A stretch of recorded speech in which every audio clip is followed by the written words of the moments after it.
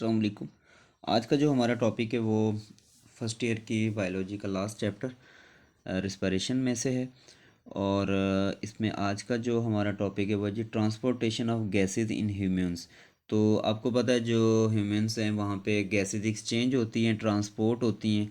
Oxygen gas जो है उसको इनहेल करना होता है और जो कार्बन डाइऑक्साइड उसे जो कि वेस्ट मटेरियल होता है, बॉडी में इसका कोई काम नहीं होता तो उसको बाहर निकालना होता है। तो ये गैसेस एक्सचेंज है, ट्रांसपोर्टेशन ऑफ गैसेज है। तो अब हम पहले बात करेंगे जी जो ऑक्सीजन है ना वो ट्रांसपोर्ट कैसे होती है, यानी वो किस तरीके से हम इनहेल करते हैं। ये तो हमने पढ़ लिया है कि वो नोज़ के ज़रिए, नेज़ल कैविटी के ज़रिए, फेरेंक्स, ट्रेकिया और उसके बाद लंग्स, और लंग्स के फाइनल स्टेप एल्वोलाई में आ जाती हैं। तो एल्वोलाई में ऑक्सीजन फिर ब्लड के अंदर आती है, तो वो ट्रांसपोर्ट पढ़ेंगे। और उसके बाद हम कार्बन डाइऑक्साइड किस तरीके से जो सेल से ब्लड में आती है और ब्लड से फिर वो लंग्स तक पहुंचती है, तो वो कैसे पहुंचती है। तो आज का हमारा टॉपिक बहुत आसान सा यही है कि ऑक्सीजन किस तरीके से किस मॉलिक्यूल के साथ मिलकर वो ट्रांसपोर्ट करती है हमारी यानी ब्लड के अंदर से, और कार्बन डाइऑक्साइड किन किन मॉलिक्यूल्स से मिलकर और केमिकल रिएक्शंस होने के बाद फिर कार्बन डाइऑक्साइड किस तरीके से बॉडी से बाहर रिमूव की जाती है। तो transport of oxygen inhale air into lungs, ठीक है जी, सबको पता है एयर लंग्स तक पहुंच जाती है। हाई कंसंट्रेशन ऑफ ऑक्सीजन होती है which produce the concentration difference across the respiratory space. Oxygen rushes into blood capillaries, oxygen blood capillaries तक आती है अराउंड द एल्वोलाई, और वो ब्लड कैपिलरीज जो होती हैं वो अराउंड द एल्वोलाई होती हैं। और जब ब्लड के अंदर ऑक्सीजन की क्वांटिटी ज़्यादा हो तो फिर हम कहते हैं ऑक्सीजेंटेड, ठीक है। और जब ऑक्सीजेंटेड ब्लड होता है तो वो ब्राइट रेड कलर में हो जाता है, यानी खून के अंदर अगर ऑक्सीजन ज़्यादा हो, कंसंट्रेशन ज़्यादा हो, तो वो कैसा ब्लड होगा, ब्राइट रेड कलर में हो जाएगा, ठीक है। अच्छा जी, उसके बाद जो ऑक्सीजनेटेड ब्लड होता है वो ट्रांसपोर्ट होता है टू बॉडी सेल्स, और फिर वो ऑक्सीजनेटेड ब्लड है वो ट्रांसपोर्ट होता है बॉडी के सेल की तरफ। Around 97% of oxygen disperse by red blood cell. तो रेड ब्लड सेल जो होते हैं, यानी ब्लड आपने देखा है उसमें वाइट ब्लड सेल्स होते हैं, प्लेलेट्स होता है, प्लाज्मा भी होता है। तो ऑक्सीजन जो होती है यानी ट्रांसपोर्ट करनी होती है, 97% जो ट्रांसपोर्ट वो करती है वो रेड ब्लड सेल्स करते हैं, ठीक है, रेड ब्लड सेल्स। बाकी जो रिमेनिंग 3% है तो उसे डिज़ोल्व किया जाता है, ट्रांसपोर्ट किया जाता है इसमें ब्लड प्लाज्मा के ज़रिए। तो ब्लड प्लाज्मा के पास जो प्रोटीन होती है उसके ज़रिए, लेकिन सिर्फ माइनर सी क्वांटिटी है 3%, लेकिन 97% जो है ना वो रेड ब्लड सेल जो होता है, रेड जिसके पास हेमोग्लोबिन हम कहते हैं, तो वहाँ से हो रही होती है। अब होता क्या है जी, ऑक्सीजन टू मॉलिक्यूल्स यानी ऑक्सीजन के मॉलिक्यूल्स अटैच टू हेमोग्लोबिन। अब हेमोग्लोबिन क्या है जी, हेम और ग्लोबिन, यानी जिसको हम आयरन कहते हैं, हेम ग्रुप आयरन, और दूसरा ग्लोबिन, ग्लोबिन कहते हैं प्रोटीन की चेन्स होती है, पॉलीपेप्टाइड चेन। ये बेसिकली 4 चेन यहाँ पे हमें मिलेंगी, 2 अल्फ़ा की, 2 बीटा चेन। तो ये हेमोग्लोबिन के साथ ऑक्सीजन मिलता है। तो molecules of RBCs and form compound. तो जब हेमोग्लोबिन के साथ ऑक्सीजन मिलता है, ये देखें एच बी मतलब हेमोग्लोबिन प्लस ऑक्सीजन जब मिलता है तो क्या चीज़ बनती है, ऑक्सी हेमोग्लोबिन, यानी ऐसा हेमोग्लोबिन जिसमें ऑक्सीजन मौजूद है। तो इस तरीके से बस सिंपल से यहीं पे फर्स्ट ईयर लेवल पे दिया हुआ है, हालांकि ये डिटेल में है काफ़ी। तो बहरहाल आपके लेवल का ट्रांसपोर्ट ऑफ ऑक्सीजन यहाँ पे फर्स्ट ईयर की न्यू एडिशन बुक में बस इतना से ही दिया हुआ है कि हाई एच बी के साथ ऑक्सीजन मिल जाती है तो फिर वो ऑक्सी हेमोग्लोबिन बना लेती है। उसके बाद हम बात करेंगे ट्रांसपोर्ट ऑफ कार्बन डाइऑक्साइड। तो कार्बन डाइऑक्साइड जो कि हमारे सेल्स यानी टिश्यूज़ के अंदर बनती है ड्यूरिंग रिस्पायरेशन, तो उस कार्बन डाइऑक्साइड को भी ट्रांसपोर्ट करना है यानी बॉडी से बाहर निकालना है। तो इसको थोड़ा सा देख लेते हैं। Due to high concentration carbon dioxide, जाहिर सी बात है जब हाई कंसनट्रेशन होगी तो ही एक प्रेशर बनेगा, और उस प्रेशर की वजह से फिर गैसेस जो है ना वो एक्सचेंज हो सकती हैं। तो diffuse out from tissues into the blood, तो टिश्यू से निकल के ब्लड में आ जाती है। और एज ए बाई प्रोडक्ट के तौर पे, यानी कचरे के तौर पे। नाउ ब्लड इज़ डीऑक्सीजेंटेड, तो जब हमने पीछे बात की जब ऑक्सीजन आ जाती है ब्लड में तो ब्लड वाला ब्लड कहलाता है ऑक्सीजेंटेड, और जब उसमें कार्बन डाइऑक्साइड की मिकदार ज़्यादा हो जाती है तो फिर वो ब्लड कहलाता है डीऑक्सीजनेटेड। ठीक है, from the part of the body cells and return to the lungs, और फिर वापसी ये कार्बन डाइऑक्साइड रिटर्न कर दी जाती है लंग्स को, और लंग्स से फिर हम एक्सहेल के ज़रिए उसको बाहर निकाल देते हैं।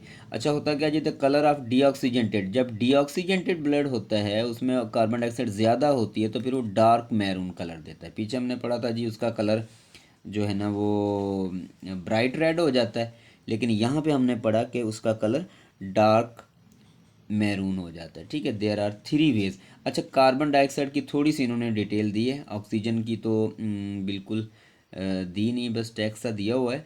तो यहाँ पे उन्होंने कहा जी कार्बन डाइऑक्साइड जो है ना वो इतनी आसानी से बाहर नहीं आती, बल्कि तीन प्रोसेस है जिनसे गुजर कर, ठीक है, थ्री वेज हैं जिनसे गुजर कर ये कार्बन डाइऑक्साइड बाहर इन्वायरमेंट में आती है। तो इस हवाले से एक ग्राफ में दिखाता हूँ।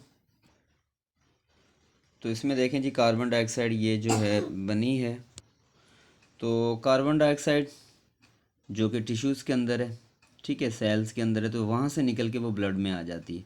अब यहाँ से आप देखें कि जब ब्लड के अंदर आ गया तो मतलब ब्लड कैपिलरीज़ की मैं बात कर रहा हूँ, तो ब्लड कैपिलरीज़ में क्या क्या होता है, कौन कौन सा चेंज आता है, कौन कौन से मालिक्यूल बनते हैं, मैं उस पर बात करने लगा हूँ कि कार्बन डाइऑक्साइड आ गई ब्लड के अंदर। सपोज़ कर लें ये पूरी आपकी ब्लड कैपिलरीज़ है, यहाँ से लेके यहाँ तक का जो पूरा एरिया है इसको आप समझ लें कि ये ब्लड कैपिलरीज़ है। तो कार्बन डाइऑक्साइड ब्लड कैपिलरीज में आ गई तो जाहिर बात है वहाँ आरबीसीज हैं और वाटर है। तो कार्बन डाइऑक्साइड जो है वो ऐड होती है वाटर के साथ, ठीक है। तो वाटर के साथ मिलके केमिकल प्रोडक्ट बनती है, और वो जो केमिकल प्रोडक्ट बनती है वो H2CO3 बनती है, जिसे हम कार्बोनिक एसिड कहते हैं।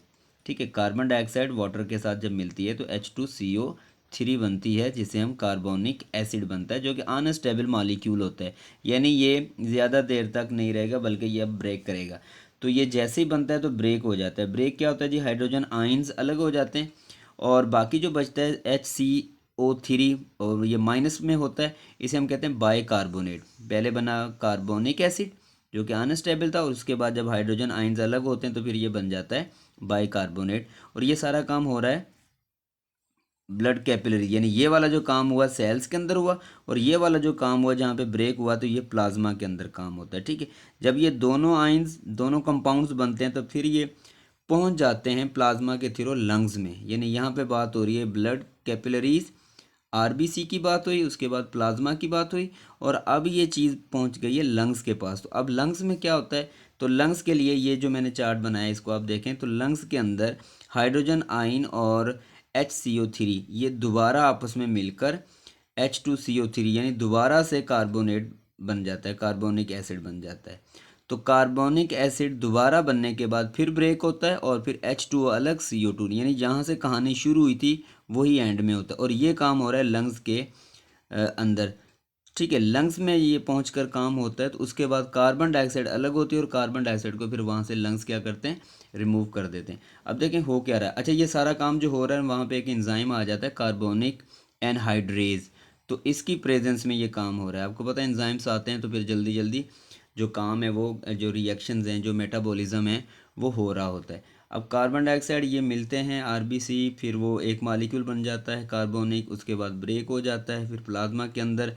तो यानी लंग्स में जाने से पहले ये अलग अलग हो जाते हैं, लंग्स में जाने के बाद ये दोबारा मिल जाते हैं और फिर ब्रेक हो जाते हैं और फिर कार्बन डाइऑक्साइड को बाहर रिमूव कर दिया जाता है। तो टेक्स्ट में आप थोड़ा सा देख लें जी, बाय कार्बोनेट बनता है, फिर बाय कार्बो जो हेमोग्लोबिन यानी बाउंड करता है हेमोग्लोबिन के साथ और अदर प्रोटीन्स के साथ, उसके बाद डिजॉल्व गैस आ जाती है। तो 70% carbon dioxide transport bye RBC, तो 70% कार्बन डाइऑक्साइड भी जो है वो आरबी के साथ यानी उसके वाटर के साथ मिलती है। प्रेजेंस में किसके प्रेजेंस में एक मॉलिक्यूल आ जाता है जिसे कार्बोनिक एनहाइड्रेज कहा जाता है। ठीक है, ये एंजाइम क्या करता है, react with carbon dioxide and form carbonic acid, तो वाटर उसके साथ मिलकर H2CO3 बना देता है जिसे हम कार्बोनिक एसिड कहते हैं। कार्बोनिक एसिड जो है ना वो डिसोसिएट्स हो जाता है, जल्दी से ब्रेक हो जाता है, और हाइड्रोजन आयंस और बाइकार्बोनेट अलग अलग हो जाते हैं आयंस, ठीक है। अब बाइकार्बोनेट आयंस कंबाइन होता है फिर आगे चल के सोडियम के साथ और पोटाशियम के साथ, ये कुछ और आयंस इसके साथ आ जाते हैं। The form of sodium bicarbonate बन जाता है और पोटाशियम बाइकार्बोनेट बन जाता है, ठीक है। तो इस तरीके से फिर तो इस तरीके से आप ये इक्वेशंस भी देख सकते हैं, ठीक है। और 20% जो है वहाँ ऊपर 70 की बात हुई है, तो यानी यहाँ पे 20% carbon dioxide combine with haemoglobin के साथ in the red blood cells to the form of carbaminohaemoglobin बनाते हैं, ठीक है। तो ये भी फिर इसमें ब्रेक हो जाता है, कार्बन डाइऑक्साइड अलग हो जाते हैं, एच बी अलग हो जाता है। यहाँ पे देखें कार्बन डाइऑक्साइड एच बी मिले थे, मिलकर HbCO3 बना रहे हैं। तो ये है जी सारा, ये carbon dioxide move into alveoli के ज़रिए फिर उसको बाहर निकाल दिया जाता है। तो उसके बाद आप ये देखें 10% जो कार्बन डाइऑक्साइड है वो डिज़ोल्व होती है प्लाज्मा के साथ, प्लाज्मा के वाटर के साथ। आपको पता है प्लाज्मा 90% वाटर होता है, उसके साथ मिलती है, तो फिर ये चली जाती है, ट्रांसपोर्ट होती है लंग्स में, और लंग फिर उसको बाहर एक्सटर्नल इन्वायरमेंट में ट्रांसपोर्ट कर देता है। तो आई होप कि बात समझ में आई होगी कि किस तरीके से ट्रांसपोर्टेशन होती है। पहले हमने ऑक्सीजन की बात की, फिर हमने कार्बन डाइऑक्साइड की बात की। अस्सलाम वालेकुम।